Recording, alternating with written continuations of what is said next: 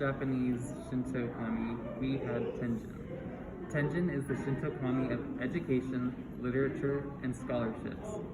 Tenjin was in fact a real person, which I think is pretty cool because if you think about the effort you have to and how important you have to be to become a deity to your people, it's just pretty insane. He lived during the 8th century, and his name was Sugawara no Michizane. Sugawara no Michizane was a high-ranking member of the Heian court, even though he had been born a lower level. And this is really important because that was not a very common thing, and it was very difficult to do. He rose to his position, causing him to have many enemies in the Fujiwara clan, who eventually had him exiled from the court. After Sugawara no Michizane died, many of his enemies also died, and it is said that this was him acting from beyond the grave, getting his revenge.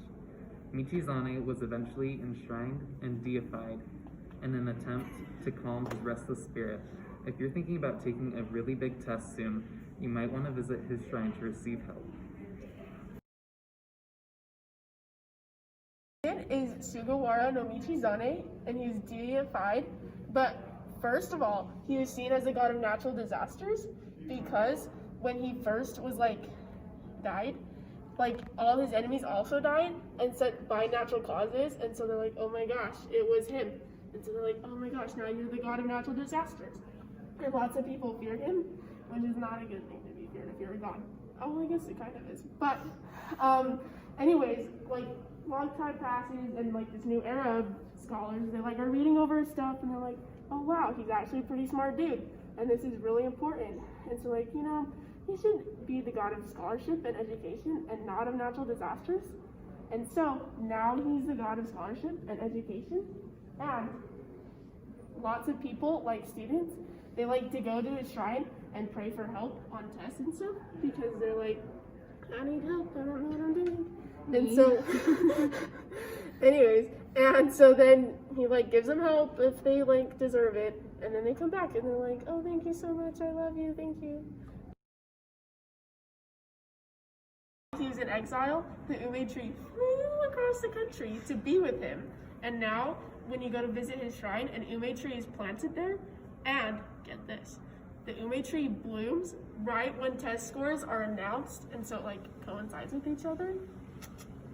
Okay, and it's common to find a festival celebrating him around this time because, tests.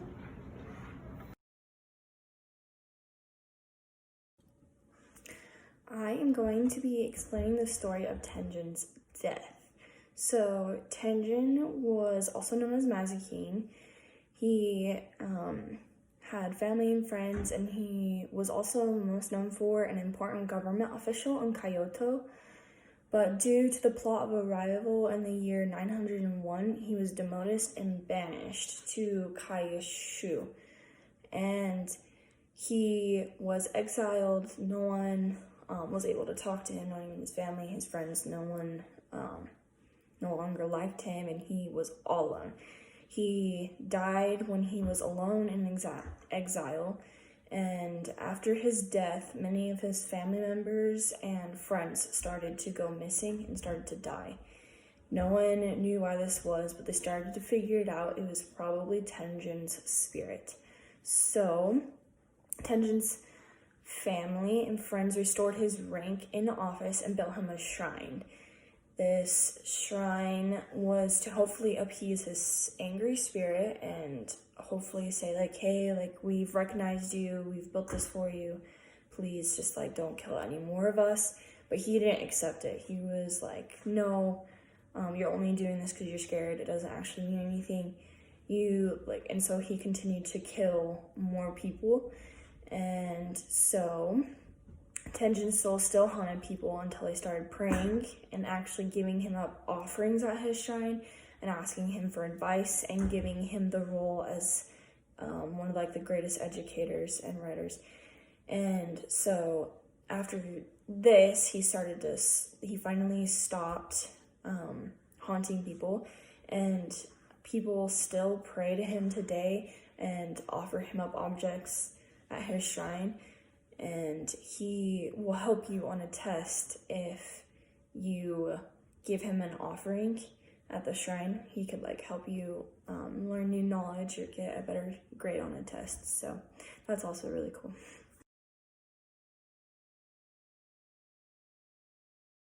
I will be talking about the Tenjin Festival, which is a 2-day festival, and the first day is July 24th, which is the preparation day, and they prep by doing their ritual at the Tenjin Shrine, and they pray at the river for peace and safety for the next day. And then after the preparation is done, these drums are played by men in tall red hats, which you'll see in the video, to let everyone know that the preparation is finished and they can do their festivities the next day. And then the next day, on July 25th, the festivities begin by the drummers leading the land procession, which is basically a parade. They have costumes and a ceremonial float and music, and specifically there will be like lion and umbrella dancers. And then after about an hour, the decorated portable shrines